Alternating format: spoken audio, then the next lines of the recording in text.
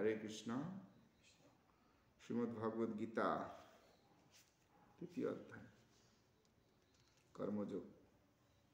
আজকে আমরা 30 নম্বর শ্লোক পাঠ করে শুরু করব। সবাই কিছু কিছু বলবেন। ময়ি সর্বাণি কর্মাণি সন্ন্যাসা আধ্যাত্মা চেতসা নিরাশী নির্মমম ভূত্তা যুদ্ধস্য বিগত জর। ময়ি সর্বাণি কর্মাণি সন্ন্যাস্য আধ্যাত্ম চেতসা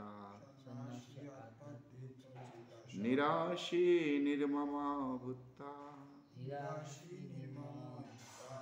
যুদ্ধস্য বিগত জর। ময়ি আমাকে সর্বাণি সর্বপ্রকার কর্মাণি কর্ম সন্ন্যাস্য সমর্পণ করে আধ্যাত্মা আত্মনিষ্ঠ চেতসা চেতনা দ্বারা নিরাশী নিষ্কাম নির্মমা মমতা শূন্য ভূত্তা হয়ে যুদ্ধস্য যুদ্ধ কর বিগত জর শোক শূন্য হয়ে। গীতার অতএব তুমি পার্থ ছাড়ো অভিমান, তোমার সমস্ত শক্তি করো মোরে দান। কর্মফল আশা ছাড়ো নির্মম হইয়া, যুদ্ধ করো আশাতে জি মূরতাতে জিয়া। অনুবাদ। অতএব হে অর্জুন, আধ্যাত্ম চেতনা সম্পন্ন হয়ে তোমার সমস্ত কর্ম আমাকে সমর্পণ করো এবং মমতা শূন্য নিষ্কাম ও শোক শূন্য হয়ে তুমি যুদ্ধ করো। সবাই আমার পিছিয়ে পিছিয়ে বলুন। অতএব হে অর্জুন, আধ্যাত্ম চেতনা সম্পন্ন হয়ে তোমার সমস্ত কর্ম আমাকে সমর্পণ করো এবং মমতা শূন্য নিষ্কাম ও শোক শূন্য হয়ে তুমি যুদ্ধ করো। বোঝা গেল কি বলছেন ভগবান অর্জুনকে? যে তোমার সমস্ত কিছু আমাকে দাও, দিয়ে এবং তোমার যে মমতা নিষ্কাম শোক এইসব দূর করে তুমি যুদ্ধ করো। তাৎপর্য এই শ্লোকে স্পষ্টভাবে ভগবদ গীতার উদ্দেশ্য বর্ণন করা হয়েছে। ভগবতের গীতার যে প্রকৃত উদ্দেশ্য এই শ্লোকে বর্ণন করা হয়েছে। কেন? ভগবান চেয়েছেন যেন অর্জুন যুদ্ধ করে, কারণ এই যুদ্ধটা যে সেনা যুদ্ধ নয়, এটা একটা ধর্মযুদ্ধ। অধর্মের বিরুদ্ধে ধর্মের যুদ্ধ, অধর্মের বিরুদ্ধে ধর্মের যুদ্ধ, অধর্মকে প্রতিহত করার যে যুদ্ধ, সেই জন্য ভগবান গীতায় অর্জুনকে বলেছেন। এখানে ভগবান আদেশ করেছেন যে সম্পূর্ণভাবে ভগবত চেতনায় উদ্বুদ্ধ হয়ে কর্তব্য কর্ম করে যেতে হবে। আর এই যুদ্ধটা কিরকম হবে? ভগবানের আদেশ, ভগবান আদেশ করেছেন, কারণ ভগবানের আদেশটা কোনো পাপ পুণ্য ভালো মন্দ শোক দুঃখ এর বাইরে সম্পূর্ণ।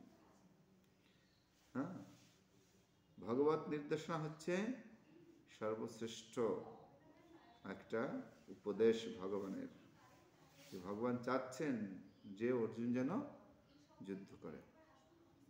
কি অবস্থা, বকর বকর করতে। সৈনিকেরা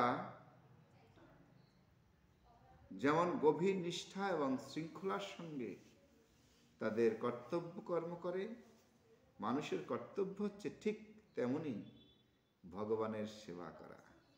হ্যাঁ, কি সৈনিকেরা গভীর নিষ্ঠা এবং শৃঙ্খলার সঙ্গে, দেখবেন আমাদের ইসকন মন্দিরগুলো সমস্ত জায়গায় নিষ্ঠা এবং শৃঙ্খলা। শৃঙ্খলা মানে টাইম টু টাইম, নিষ্ঠা মানে ভগবানের সুন্দর সজ্জা সাজানো, ভগবানকে ভালো ভোগ লাগানো, ভগবানের সুন্দর আরতি করা, হ্যাঁ, সেগুলো হয়। তার মানে এখানে নিষ্ঠা এবং শৃঙ্খলা দুটোই আছে। নিষ্ঠা এবং কর্তব্য করে, হ্যাঁ, শৃঙ্খলার সঙ্গে তাদের কর্তব্য কর্ম করে, হ্যাঁ, মানুষের কর্তব্য হচ্ছে ঠিক তেমনভাবে ভগবানের সেবা করা। ভগবানের আদেশকে কখনো কখনো অত্যন্ত কঠিন বলে মনে হতে পারে। কিছু কিছু আদেশ মনে হয় আরে বাবা, ভগবান ডাইরেক্ট বলেছে যুদ্ধ করো।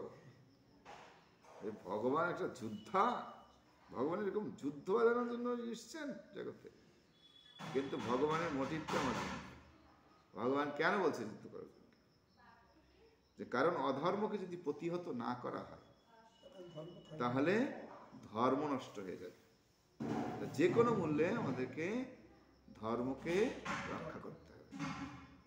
হ্যাঁ, সেই জন্য ভগবান বলছে যে যুদ্ধ করো তুমি, এটা অধর্ম। এরা হচ্ছে অধর্মের বন্ধু। এদেরকে বাঁচিয়ে রাখলে জীবনও এই জগতে ধর্ম প্রতিষ্ঠা হবে।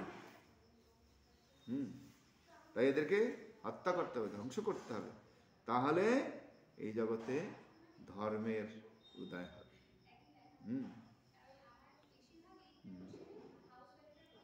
ভগবানের আদেশ কখনো কখনো অত্যন্ত কঠোর বলে মনে হতে পারে, কিন্তু তার আদেশ পালন করাই হচ্ছে মানুষের ধর্ম। তাই শ্রীকৃষ্ণের উপর নির্ভরশীল হয়ে তা আমাদের পালন করতে হবে, কেননা সেটাই হচ্ছে জীবের স্বরূপ। ভগবান শ্রীকৃষ্ণের সেবা না করে মানুষ যদি সুখী হতে চেষ্টা করে তবে তার সেই চেষ্টা কোনোদিনই সফল হয় না। ভগবানের সেবা না করে যদি কেউ মনে করে আমি সুখী হব, ভগবানকে বাদ দিয়ে সুখী হব, তো সে কখনোই সুখী হতে পারে না। জয় জয় শ্রী শ্রী রাধা গোবিন্দ জগন্নাথ কি। ভগবান শ্রীকৃষ্ণের সেবা না করে মানুষ যদি সুখী হতে চেষ্টা করে তবে তার সেই চেষ্টা কোনোদিনই সফল হয় না। ভগবানের ইচ্ছা অনুসারে কর্ম করাই হচ্ছে জীবের প্রকৃত কর্তব্য, এবং সেই জন্য তাকে যদি সব কিছু ত্যাগ করতে হয় তবে তাই বিধেয়। দেখেন কঠিন কথা। হ্যাঁ, ভগবানের সবকিছু ঠিক রাখার জন্য কেউ ত্যাগও করতে হয় তাহলে সেটাও বিধেয়।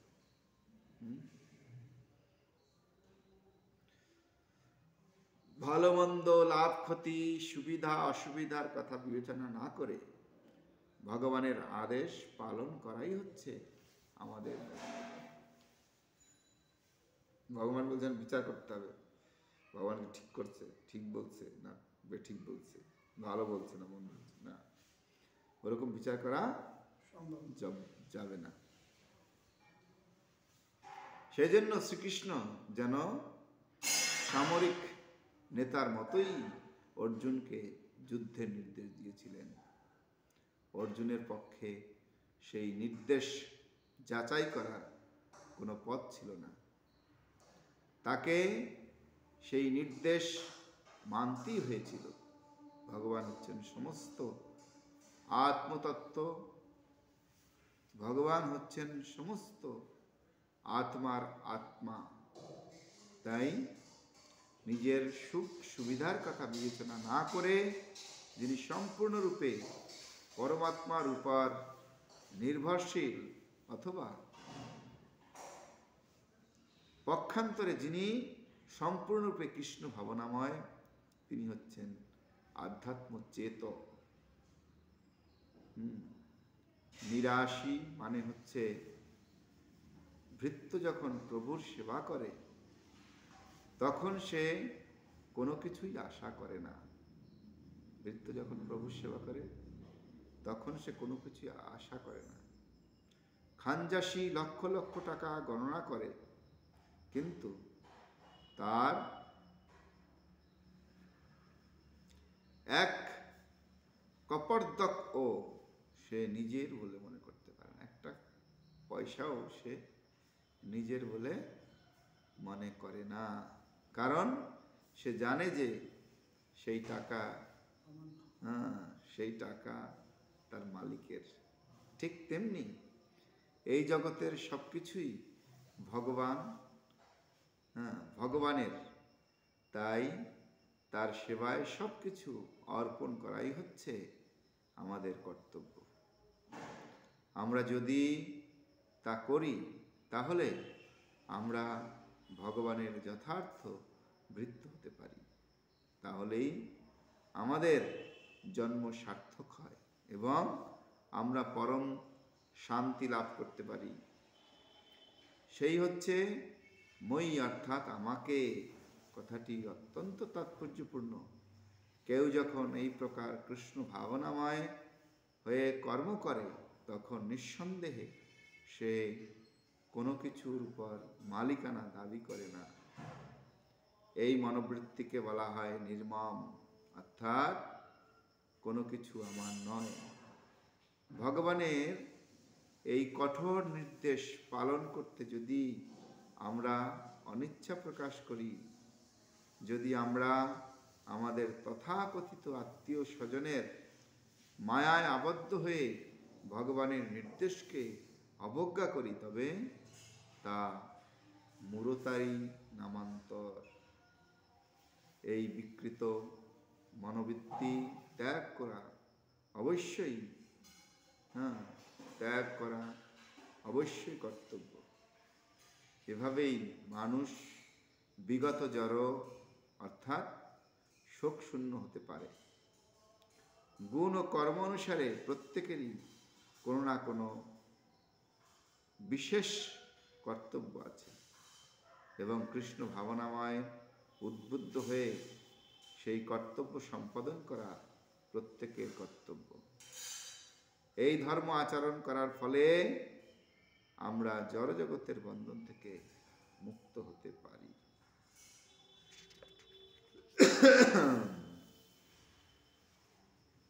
ময়ি সর্বাণি কর্মাণি সন্ন্যস্য আধ্যাত্ম চেতসা নিরাশী নির্মম মুক্তা যুদ্ধস্য বিগত জরা।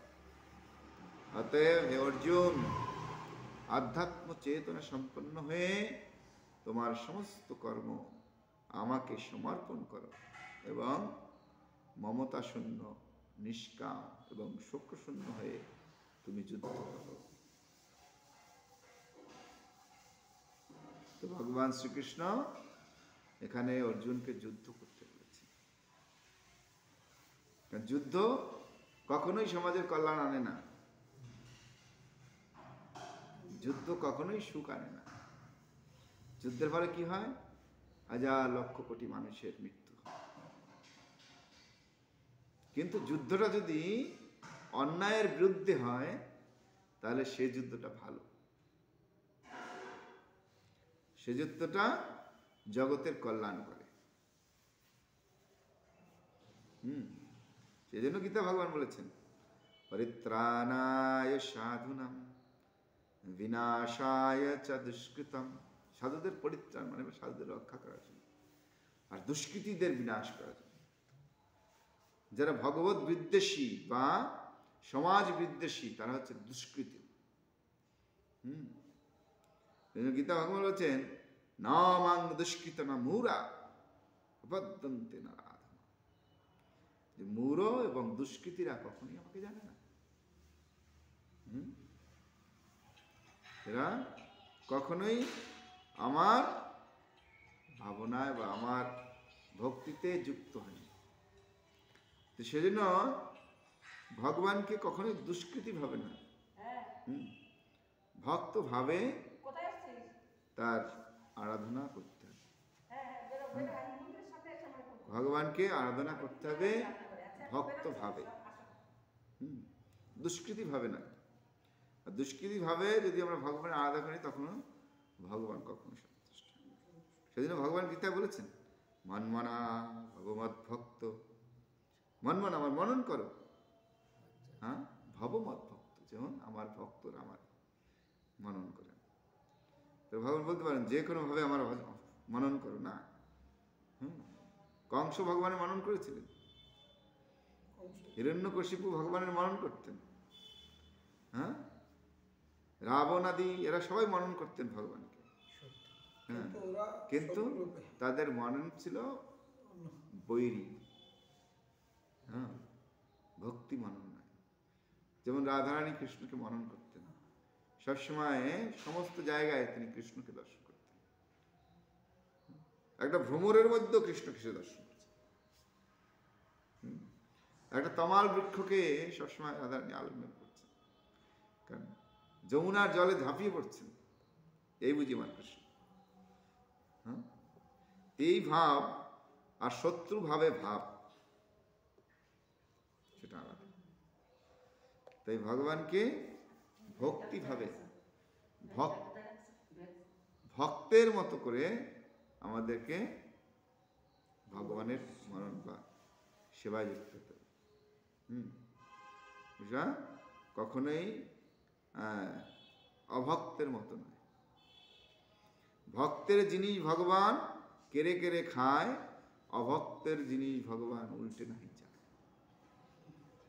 ভক্তেরটা ভগবান কেড়ে কেড়ে খায়, হ্যাঁ, আর অভক্তেরটা উল্টেও দেখে না। আমাদের বুঝতে হবে, হ্যাঁ সেজন্য আমাদের সবসময় ভগবত আরাধনা করব ভক্তি সহকারে, ভগবানের হ্যাঁ আরাধনা করতে হবে। সেজন্য গীতায় ভগবান এখানে ভগবান অর্জুনকে বলেছেন, আধ্যাত্ম চেতনা সম্পন্ন হয়ে তোমার সমস্ত কর্ম আমাকে সমর্পণ করো। আধ্যাত্ম চেতনা, আধ্যাত্ম কাকে বলে এখানে? প্রভুপাদ কি বলেছেন? আধ্যাত্ম মানে কি? হ্যাঁ আত্মনিষ্ঠ, মনোযোগ সহকারে মন লাগিয়ে ভগবানের আরাধনা এবং ভক্তিতে যুক্ত থাকতে হবে। এটা অন্যরকম না। ভগবানের সেবা অনেক রকম, কেউ মন দিয়ে করে, কেউ তন দিয়ে করে, কেউ ধন দিয়ে করে, কেউ জোর করে করে।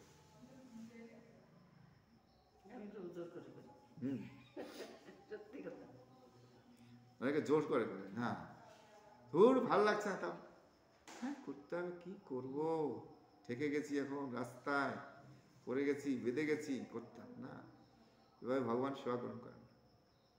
ভগবানের সেবা সবসময় স্বতঃস্ফূর্ত, হৃদয়ের থেকে আসবে। যেমন কীর্তনটা কোথা থেকে আসবে? হ্যাঁ হৃদয়ের থেকে বেরোতে হবে, তাহলে ভগবান সেটা পছন্দ করবে। কীর্তন শুধু মুখ দিয়ে করলে হবে না। কীর্তনটা কোথা থেকে আসে? এখান থেকে, নাভির থেকে উঠে আসবে। সেই কীর্তনটা জগৎ কল্যাণ। এরকম ভক্তিটাও হৃদয়ের থেকে আসবে।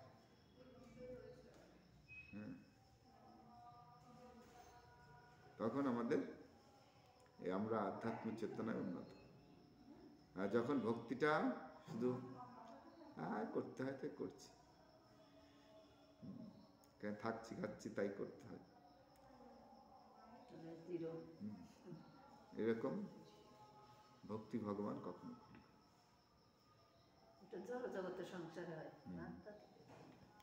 যেমন সংসারে হয়, স্ত্রীর সঙ্গে ওর সঙ্গে মিলে না থাকলে ঝামেলা হবে, মারামারি কাটাকাটি, সেই জন্য মিলে থাকতে হবে। ঠিক আছে, হ্যাঁ সেই জন্য আমরা কি করি, পরিবারকে ঠিক রাখার জন্য অনিচ্ছা সত্ত্বেও অনেক কিছু করি। ভগবানের সেবাটা, ভগবান সেবাটা হচ্ছে ভগবানকে সন্তুষ্ট করার জন্য আমাদের সমস্ত কর্ম করতে হবে। সেজন্য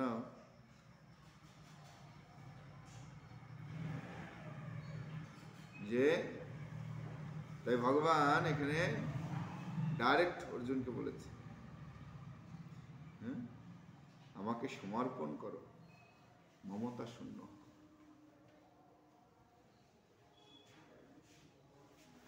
কারণ মমতা থাকলে যুদ্ধ করা যাবে না।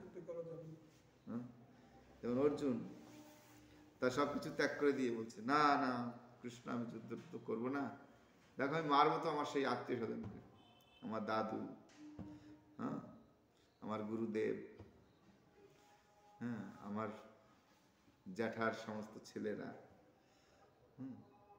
আমার মামা, এরাই তো আমার পক্ষে দাঁড়িয়েছে, আমি এদেরকে মারবো না, না আমি এসে মারতে টারতে পারবো না, আমি সব ত্যাগ করে গিয়ে আমি এখন ভিক্ষা করে খাবো, তা ঠিক আছে। কিন্তু ভগবান অর্জুনকে কি বললো? অর্জুন, তুমি মনে করছো ভিক্ষা করে খাবে, তুমি মনে করছো এখান থেকে পালিয়ে বাঁচবে, ওরা তোমাকে বাঁচতে দেবে? ওরা যুদ্ধে এসছে, তোমাকে মেরে তারপরে কথা। তুমি যদি বান না চালাও, ওরা বান চালাবে তোমার উপরে, তুমি মনে করো না ওরা বান চালাবে না। হ্যাঁ, সেজন্য তুমি যুদ্ধ করো। হ্যাঁ, তুমি যুদ্ধের ফলের আশা করো না। মমতা শূন্য হয়ে শোক শূন্য, নিষ্কাম। নিষ্কাম মানে যার মধ্যে কোনো ফলের আশা নেই। তুমি লাভ করবে, জয় করবে না পরাজয় করবে, ওই চিন্তা করো। তুমি সেগুলো ত্যাগ করে যুদ্ধ করতে থাকো। অন্যায়, তোমার আসল কাজ হবে অন্যায়ের বিরুদ্ধে যুদ্ধ করা। তো আমাদের সকলের কর্তব্য অন্যায়ের বিরুদ্ধে যুদ্ধ করা। সমাজে আমরা সবাই অন্যায়ের কাজ করে যাচ্ছি। কি করছি? সবসময় সহন করে যাচ্ছি। সেই জন্য অন্যায়কে সহন করা যাবে না। হ্যাঁ, সেজন্য তার বিরুদ্ধে আমাদের যুদ্ধ ঘোষণা করতে হবে। কি? আধ্যাত্ম বাঁচানোর জন্য। যেন সবসময় ভগবত আরাধনায় যুক্ত থাকতে পারি, ভগবত সেবায় যুক্ত থাকতে পারি, ভগবানের সন্তুষ্টি বিধানের জন্য কর্ম করতে পারি। এটাও একটা যুদ্ধ। এই নয় কুরুক্ষেত্রে যুদ্ধ হয়েছিল, হ্যাঁ, কৌরব পাণ্ডবের যুদ্ধ হয়েছিল, এখনো যুদ্ধ চলছে। প্রত্যেক দিন প্রত্যেক মুহূর্তে আমরা যুদ্ধে অবতীর্ণ। কে করছে না যুদ্ধ? সবাই আমরা যুদ্ধ করছি, সবাই যুদ্ধ করছি। ভগবান প্রস্তুত ছিল, এখানে ভগবান নেই। ভগবান আছে, আমরা যুদ্ধ করে যাচ্ছি। ভগবান এখানে আছে, ভগবান নেই না, ভগবান আছে এখানে। হ্যাঁ, উপদেশ দেওয়ার জন্য ভগবান এখানে। উপদেশ ভগবান শাস্ত্র দিচ্ছে। আমরা তো সেই যুদ্ধ করেই যাচ্ছি, না বুঝি কি জন্য। শাস্ত্রে ভগবান আছে, ভগবান উপদেশও দিচ্ছেন, ঠিক আছে, ফলের আশা ত্যাগ করে তুমি তোমার কর্ম করে যাও। এটা হচ্ছে ভগবানের নির্দেশ। ভগবান শাস্ত্ররূপে সমস্ত সব আমাদের কাছে আছে। হ্যাঁ, ভগবানের নির্দেশ রূপে আছেন সবসময়। এছাড়া ভগবান বিগ্রহ রূপে আছেন, নাম রূপে আছেন। আপনি যদি মনে করেন ভগবান সবসময় সঙ্গে আছে, ভগবান সবসময় সঙ্গে আছে। হ্যাঁ, ভগবান না থাকলে আমরা বাঁচবই না। সবচেয়ে বড় কথা, পরমাত্মা রূপে আছেন। তিনি সবসময় উপদেশ দিচ্ছেন, এই ভালোটা এটা কর, খারাপটা না এটা করিস না, উপদেশটা। কিন্তু আমরা ভুলে গেছি, আমরা এই জিনিসটা ভুলে গেছি যে ভগবান আমাদের সঙ্গে আছে। যেমন বৃন্দাবনে যখন কৃষ্ণ বৃন্দাবন ছেড়ে চলে গেছেন মথুরায়, কিন্তু ভগবান তো মথুরা যান, ভগবান তো ওই সেই কুণ্ডের কাছ থেকে বেরিয়ে চলে আসছে। হ্যাঁ, অক্রুর সেই দ্বারক কি মথুরেশ কৃষ্ণ, যিনি বিষ্ণু, তাকে নিয়ে চলে গেছে। কিন্তু কৃষ্ণ বৃন্দাবন ছেড়ে যায়নি। কৃষ্ণ সবসময় মায়ের কাছে খাচ্ছে, রাধারানীর সঙ্গে মিলছে, হ্যাঁ, সবার সঙ্গে লীলাবিলাস করছে, কিন্তু সবাই মনে করছে কৃষ্ণ তো বৃন্দাবনে নেই, কৃষ্ণ তো চলে গেছেন। সে স্বপ্নের মতো করে সেটাকে ভাবছে সবসময়। না না, কৃষ্ণ এই দেখেছি, এ তো স্বপ্ন। কৃষ্ণকে দেখছে সবসময়, কৃষ্ণের সঙ্গে কথা বলছে, কৃষ্ণের সঙ্গে লীলা করছে, কৃষ্ণের সঙ্গে সব কিছু করছে, কিন্তু কৃষ্ণ মনে করছে এটা হচ্ছে স্বপ্ন, কৃষ্ণ তো নেই, কৃষ্ণ তো বৃন্দাবন এই মথুরায় চলে গেছে। তা আমরাও সেরকম, ভগবান সবসময় আমাদের আছেন, সঙ্গে আছে। যারা প্রকৃত ভক্ত তারা সবসময় ভগবানকে সঙ্গে পান, তার সঙ্গে কথা বলেন, লীলা করেন, এই করেন, সেই করেন, সব কিছু করছে, কিন্তু তারপরে কি মনে করছে ভগবান তো স্বয়ং আমাদের কাছে উপস্থিত নেই মনে করছে। হ্যাঁ, এটা আমাদের স্বপ্ন, কিন্তু ভগবান সবসময় আছে। ভগবান কখনো তার ভক্তকে ত্যাগ করে না। প্রত্যেকটা অবস্থা, প্রত্যেকটা মুহূর্তে ভগবান আছেন আমাদের সঙ্গে। বুঝতে পারছেন? তো এই জিনিসটা আমাদের মনে রাখতে হবে, তাহলে আমরা সবসময় ভগবানের কাছ থেকে নির্দেশ, উপদেশ সবকিছু লাভ করি এবং আমাদের মনুষ্য জনম সার্থক। ঠিক আছে? শ্রীমদ্ ভগবদ গীতা কি, জগদীশ প্রভুপাদ কি, সমেত গৌর ভক্ত কি, নিতাই গৌর